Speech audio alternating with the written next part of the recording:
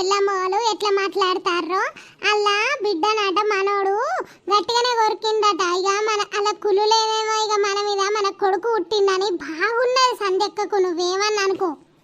కాదే చిట్టి నీకంటే కోపం వస్తుంది కానీ మా అమ్మని తీసుకుపోతా అని అంటే వాళ్ళు అరుచుకొని అని అంటానమేందే.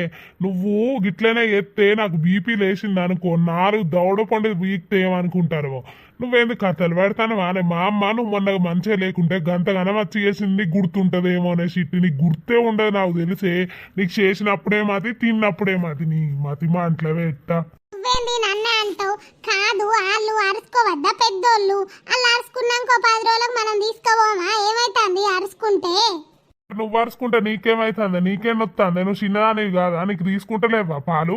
పాలు కత్తనేమో లొల్లులు పెడతావు. ఇప్పుడు ఎందుకు అద్దే మరి? మా అమ్మ నడుచుకున్నాడు అద్దానే.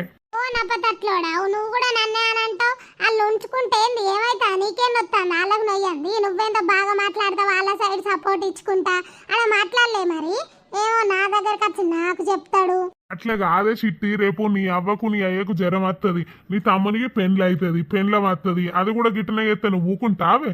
నా అవ్వ కూడా గంతే. ఆ పెద్దమ్మ అన్న వాళ్ళే నాకు దండి బాధ అనిపించింది లోపల. ఆడనే నిన్ను అందుకుందాం అనుకున్నా కానీ ఇవాళ ముందట ఎందుకు నిన్ను తిట్టుడు, బయటికి వచ్చినాక దీని సంగతి ఆగని చప్పులే కూకుని నడుచుకుంటే ఏందే. నా అవ్వ అయితే నీ అవ్వ అయితే ఏందే, అందరు ఒక్కటి కాదా అనే.